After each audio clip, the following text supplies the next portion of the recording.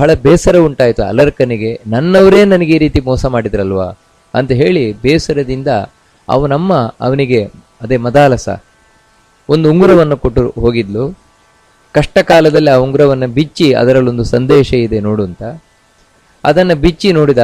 ಅದರಲ್ಲಿ 2 ಅದ್ಭುತವಾದ ಸಂದೇಶಗಳಿತ್ತು. ಒಂದು, ಯಾವುದರೊಟ್ಟಿಗೂ ನೀನು ಸಂಘ ಮಾಡ್ಲಿಕ್ಕೆ ಹೋಗಬೇಡ, ಯಾವುದನ್ನು ಹಚ್ಚಿಕೊಳ್ಳಿಕ್ಕೆ ಹೋಗಬೇಡ. ಒಂದೊಮ್ಮೆ ನಿನಗೆ ಹಚ್ಕೊಳ್ಳಿಕ್ಕೆ ಸಾಧ್ಯವೇ ಇಲ್ಲ, ಹಚ್ಚಿಕೊಳ್ಳೇಬೇಕು, ಹಚ್ಚಿಕೊಳ್ಳದೇ ಇರಲಿಕ್ಕೆ ಸಾಧ್ಯವೇ ಇಲ್ಲ ಅಂದರೆ ಸಜ್ಜನರನ್ನು ಹಚ್ಚಿಕೋ ಜೀವನದಲ್ಲಿ, ಅವರ ಸಂಘವನ್ನು ಮಾಡು. ಅದೇ ರೀತಿ ಯಾವ ಆಸೆಯನ್ನು ಇಟ್ಟುಕೊಳ್ಬೇಡ. ಒಂದೊಮ್ಮೆ ಆಸೆ ಬಿಡ್ಲಿಕ್ಕೆ ಆಗಲಿಲ್ಲ ಅಂತ ಹೇಳಿದ್ರೆ ಮೋಕ್ಷದ ಆಸೆ ಇಟ್ಕೋ. 2 ಸಂದೇಶಗಳನ್ನು ಇವನು ಮತ್ತೆ ಮತ್ತೆ ಮೆಲುಕು ಹಾಕ್ತಾ, ಅಂದರೆ ಈ ಒಂದು ಅಮ್ಮನ ಉಪದೇಶದಿಂದ ತಾನು ಸಜ್ಜನ ಸಂಘವನ್ನು ಹುಡ್ಕೊಂಡು ಹೋದ. ಆಗ ದತ್ತಾತ್ರೇಯರು ಸಿಕ್ಕಿದ್ರು.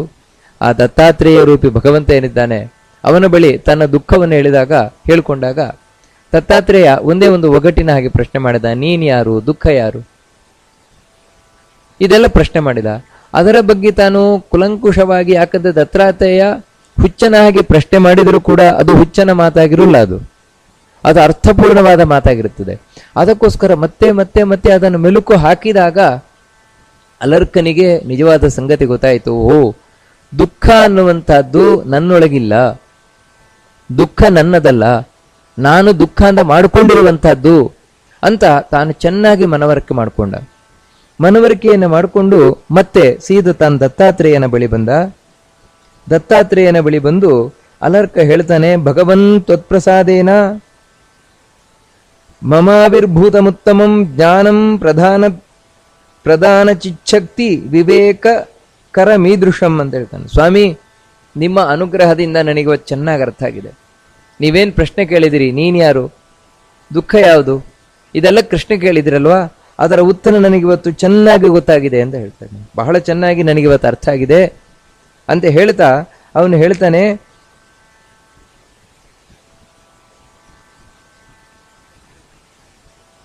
ದತ್ತಾತ್ರೇಯಂ ತಥೋ ವಿಪ್ರಂ ಪಣಿಪತ್ಯ ಸ ಪ್ರಾರ್ಥಿವಃ ಪ್ರತ್ಯುವಾಚ ಮಹಾತ್ಮಾನಂ ಪ್ರಶ್ರಯಾವನತೋ ವಚಃ ಸಮ್ಯಕ್ ಪ್ರಪಶ್ಯತೋ ಬ್ರಹ್ಮನ್ ಮಮ ದುಃಖನ್ನ ಕಿಂಚನ. ಹೇಳ್ತಾನೆ, ಸ್ವಾಮಿ, ಚೆನ್ನಾಗಿ ನಾನು ಯೋಚನೆ ಮಾಡಿದೆ. ಚೆನ್ನಾಗಿ ಯೋಚನೆ ಮಾಡಿದಾಗ ಒಂದು ವಿಷಯ ಏನಾಯ್ತು ಅಂದ್ರೆ, ನನಗೆ ದುಃಖವೇ ಇಲ್ಲ ಅಂತ ಗೊತ್ತಾಯ್ತು ಅಂತ ಹೇಳಿ. ದುಃಖವೇ ಇಲ್ಲ ನನಗೆ, ಬಹಳ ಸ್ಪಷ್ಟ ಆಯ್ತು ನನಗೆ ಅಂತ.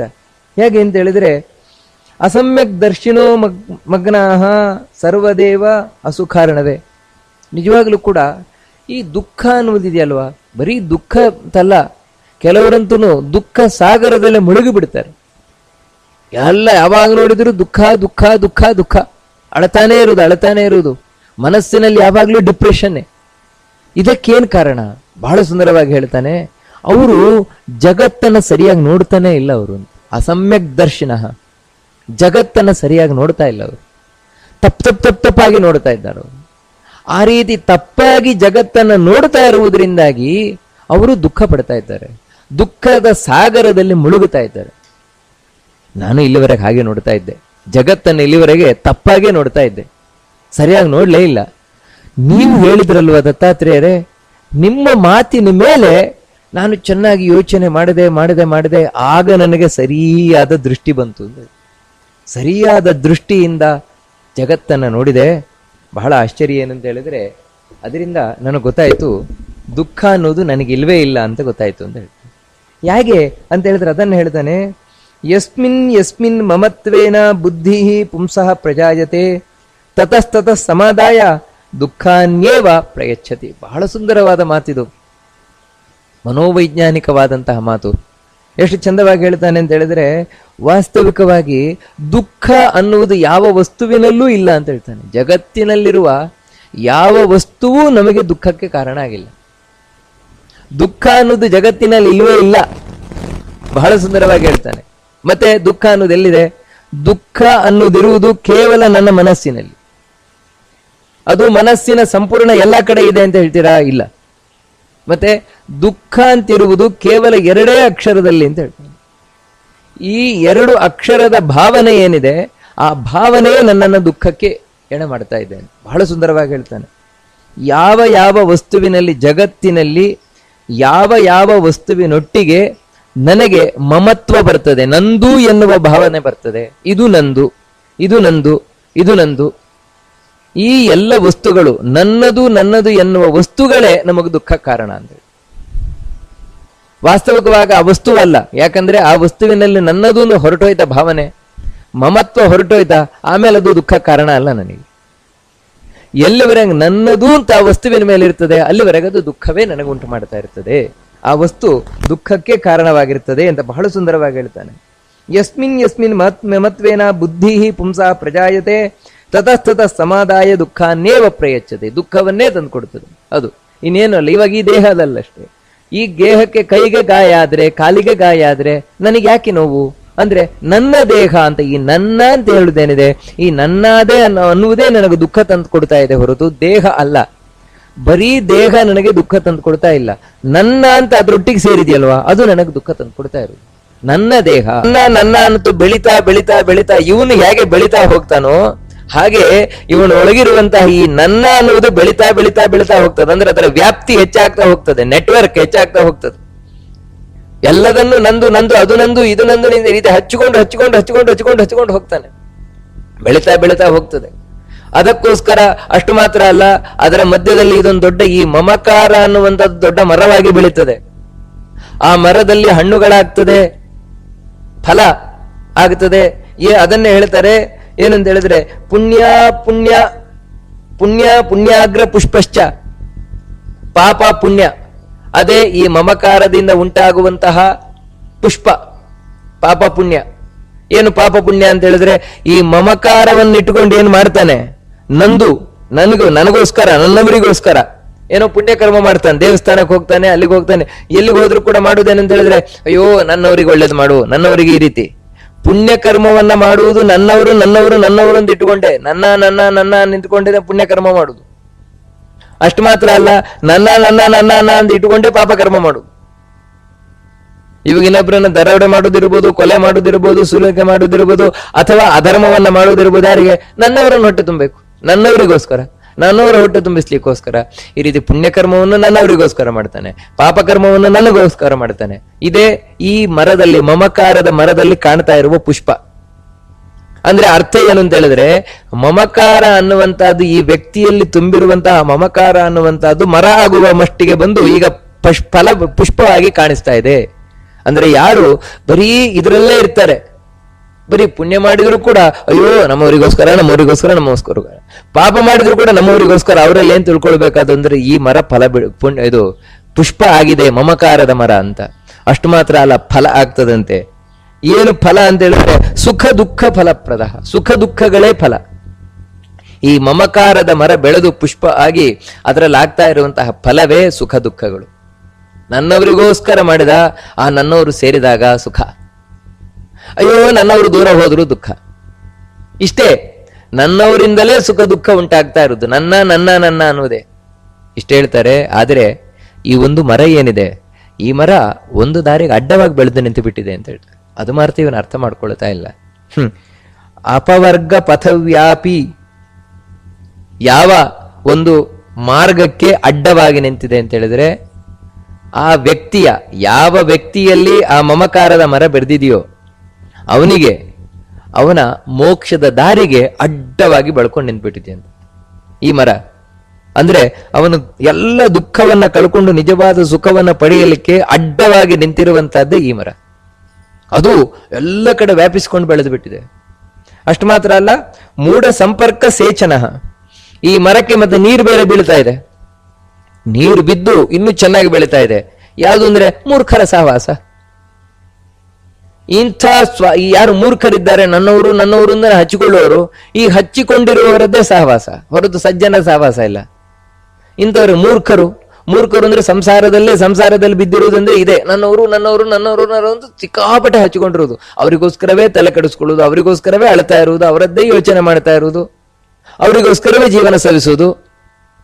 ಇಂಥವರದ್ದೇ ಸಹವಾಸ ಆಯ್ತು.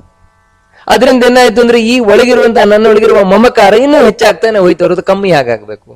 ಈ ರೀತಿ ಆಗೋಯ್ತು ಅಂತ ಹೇಳ್ತಾರೆ.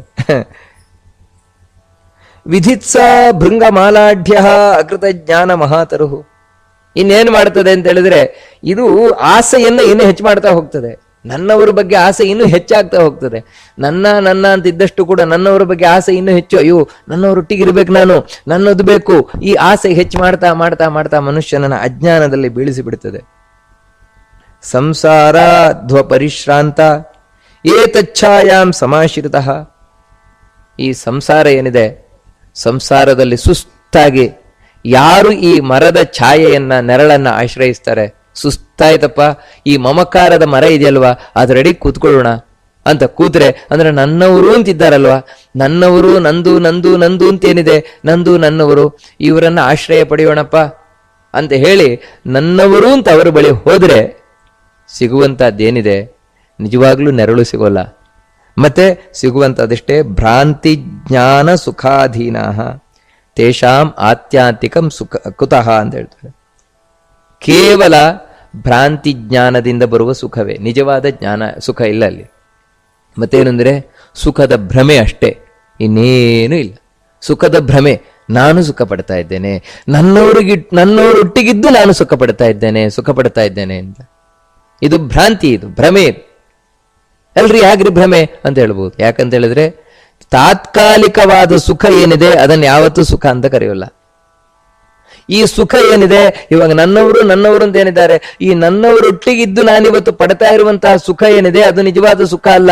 ಮತ್ತೆ ಅದು ನನ್ನವರು ಅಂತ ಹೇಳುವ ಶಬ್ದ ಒಳಗೆ ಒಂದು ಕೂತಿದೆಯಲ್ವಾ, ಅದರಿಂದ ಮಾತ್ರ ಸುಖ, ಆ ವ್ಯಕ್ತಿಗಳಿಂದಲ್ಲ.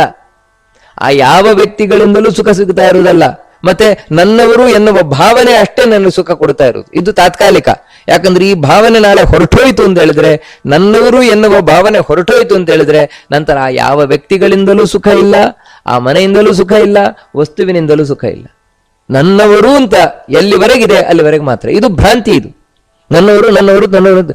ಯಾಕಂದ್ರೆ ಇದನ್ನು ಭ್ರಾಂತಿಯಿಂದ ಯಾಕೆ ಹೇಳ್ತಾರೆ ಅಂದ್ರೆ, ಒಂದು ದಿನ ಎಲ್ಲವನ್ನು ಬಿಟ್ಟು ಹೋಗ್ಬೇಕು. ಇವನು ಬಿಟ್ಟು ಹೋದ ಮೇಲೆ ಯಾರು ನನ್ನವರಲ್ಲ. ಅವಾಗ ಇವನು ಗೊತ್ತಾಯ್ತು, ಓ, ನಾನು ಇಲ್ಲಿವರೆಗೆ ತಿಳ್ಕೊಂಡಿದ್ದು ಬರೀ ಸುಳ್ಳು. ಇವರೇ ನನ್ನವರು ಅಂತ ತಿಳ್ಕೊಂಡಿದ್ದೆ, ಇದೆಲ್ಲ ಸುಳ್ಳು. ಯಾವಾಗ ಗೊತ್ತಾಗತ್ತೆ ಅಂದ್ರೆ ಈ ದೇಹ ಬಿಟ್ಟು ಹೋದ್ಮೇಲೆ. ಆಗ ಗೊತ್ತಾಯ್ತು, ನಾನು ಇಲ್ಲಿವರೆಗೆ ಬರೀ ಭ್ರಾಂತಿಯಲ್ಲಿ, ಭ್ರಮೆಯಲ್ಲಿ ಬಿದ್ದಿದ್ದೆ, ನಿಜವಾಗ್ಲೂ ಸುಖ ಪಡ್ತಾನೆ ಇರಲಿಲ್ಲ, ಭ್ರಮೆಯಲ್ಲಿ ಬಿದ್ದಿದ್ದೆ. ಭ್ರಮೆಯಲ್ಲಿ ಬಿದ್ದು ಕಷ್ಟನೇ ಪಡ್ತಾ ಇದ್ದದ್ದು. ಕಷ್ಟನೇ, ಅಯ್ಯೋ ಅದು ಮಾಡಾಕುದು ಇದು ಮಾಡಾಕುದು, ಯಾಕೆ ನನ್ನವರಿಗೋಸ್ಕರ ಕಷ್ಟಪಡುವುದು, ಇದು ಕಷ್ಟಪಡುವುದು. ಏನಾಯ್ತು? ಏನೂ ಇಲ್ಲ. ಕಡೆಗೆ ಸಿಕ್ಕಿದೇನೂ ಇಲ್ಲ. ಇಷ್ಟೇ, ಕಡೆಗಾಗುವುದು ಇಷ್ಟೇ. ಯೈಸ್ತು ಸತ್ಸಂಗ ಪಾಷಾಣ ಶಿತೇನ ಮರುತಾತರುಹು ಮಮತಾತರುಹು ಚಿನ್ನೋ ವಿದ್ಯಾ ಕುಠಾರೇನ ತೇಗತಾಹ ತೇನ ವರ್ತಮನ. ನೋಡಪ್ಪ, ಆದರೆ ಕೆಲವರೇನಿದ್ದಾರೆ, ಯಾರೋ ಕೆಲವರು ಇಂಥ ಒಂದು ಮಮಕಾರದ ಮರ ಏನಿದೆ ಸಿಕ್ಕಾಪಟ್ಟೆ ಬೆಳೆದು ಬಿಟ್ಟಿದೆ, ಬೆಳೆದು ದೊಡ್ಡದಾಗಿದೆ. ಅದರಿಂದಾಗಿ ಜೀವನದಲ್ಲಿ ಸಿಕ್ಕಾಪಟ್ಟೆ ದುಃಖವನ್ನು ಅನುಭವಿಸ್ತಾ ಇದ್ದಾರೆ. ಯಾಕಂದ್ರೆ ಈ ಮಮಕಾರದಿಂದ ದುಃಖವೇ ಬರುವುದು, ಎಳಿಸುವುದು ಮಾತ್ರ ಸುಖ ಅಂತ. ಹೆಂಡ ಕುಡಿದವರ ಸಹವಾಸದಾಗಿ, ಹೆಂಡ ಕುಡಿದವನೇನಿದ್ದಾನೆ ಅವನು ದುಃಖವನ್ನೇ ಪಡುವುದು. ಅವನು ಓಲಾಡ್ಕೊಂಡು ಹೋಗ್ತಾ ಇರ್ತಾನೆ, ಎಲ್ಲೋ ಚರಂಡಿಯಲ್ಲಿ ಬಿದ್ದಿರ್ತಾನೆ, ಕೊಳಚೆ ನೀರಿಯಲ್ಲಿ ಬಿದ್ದಿರ್ತಾನೆ, ಒದ್ದಾಡ್ತಾ ಇರ್ತಾನೆ. ಆದ್ರೆ ಅವನ ಮನಸ್ಸಿನಲ್ಲಿ ಏನ್ ಭ್ರಾಂತಿ ಇರ್ತದೆ ಅಂದ್ರೆ, ನಾನು ಸುಖ ಪಡ್ತಾ ಇದ್ದೇನೆ ಅನ್ನೋ ಭ್ರಾಂತಿ. ಅದು ನಿಜವಾದ ಸುಖವಾದು ಸುಖ ಅಲ್ಲ, ದುಃಖ ಪಡ್ತಾ ಇರುವಂತಹದ್ದವನು. ಯಾಕಂದ್ರೆ ದೈಹಿಕವಾಗಿ ಶಕ್ತಿ ಇರೋಲ್ಲ, ಯಾರಾದ್ರೂ ಹೊಡೆದ್ರೆ ಬೀಳ್ತಾನೆ. ಆದ್ರೂ ತಿಳ್ಕೊಳ್ಳುವುದೇನೆಂದ್ರೆ ನಾನು ಮಹಾಬಲಿಷ್ಠ ಅಂತ. ಬಲಿಷ್ಠ ಅದು ಭ್ರಾಂತಿ ತಾನೆ. ಹಾಗೆ ಭ್ರಾಂತಿಯಲ್ಲಿ ಬಿದ್ದಿರ್ತಾನೆ, ಆ ಭ್ರಾಂತಿದಲ್ಲೇ. ಆದ್ರೆ ಯಾರೋ ಕೆಲವರು ಸಜ್ಜನರ ಸಹವಾಸ ಆಯ್ತು, ಅವರಿಗೆ ಯಾವುದೋ ಜನ್ಮದ ಪುಣ್ಯದಿಂದಾಗಿ ಸಜ್ಜನರ ಸಹವಾಸ ಆಯ್ತು. ಈ ರೀತಿ ಈ ಸದ್ವಿಷಯ ಏನಿದೆ, ಸದ್ವಿಷಯದ ಸಹವಾಸ ಆಯ್ತು, ಸದ್ವಿಚಾರದ ಸಹವಾಸ ಆಯ್ತು. ಅದರಿಂದ ಏನಾಯ್ತು ಅಂದ್ರೆ ಅವರಿಗೆ ವಿಮರ್ಶೆ ಮಾಡ್ಲಿಕ್ಕಾಯ್ತು. ಹೌದಲ್ವಾ, ನನಗಿಷ್ಟು ನನ್ನವರು ಅಂತೆಲ್ಲ ಹಚ್ಚಿಕೊಂಡಿದ್ದೇನಲ್ವಾ, ಇದೆಷ್ಟು ಸತ್ಯ. ಇದರ ಬಗ್ಗೆ ವಿಮರ್ಶೆ ಮಾಡ್ಕೊಂಡು ಆ ಸಜ್ಜನರ ಸಹವಾಸ ಹೆಚ್ಚಾದಷ್ಟು ಕೂಡ ಸದ್ವಿಚಾರ ಏನಿದೆ, ಸದ್ವಿಚಾರ, ಸತ್ಸಂಗ, ಸಜ್ಜನರು, ಇವರ ಸಹವಾಸದಿಂದ ಆಗುವ ಮುಖ್ಯ ಲಾಭ ಏನಂತ ಹೇಳಿದ್ರೆ, ಇದೊಂಥರ ಕಲ್ಲಿದ್ದಾಗೆ ಅಂತ ಹೇಳ್ತಾರೆ, ಚೂಪಾದ ಕಲ್ಲಿದ್ದಾಗೆ. ಆ ಕಲ್ಲಿನಿಂದ ಏನ್ ಮಾಡ್ತಾರೆ ಅಂದ್ರೆ, ಆ ಮಮಕಾರದ ಮರವನ್ನ ಕಡಿದು ಹಾಕಿಬಿಡ್ತಾರೆ ಅಂತ, ಕಡ್ದು ಹಾಕ್ತಾರೆ ಅವರು.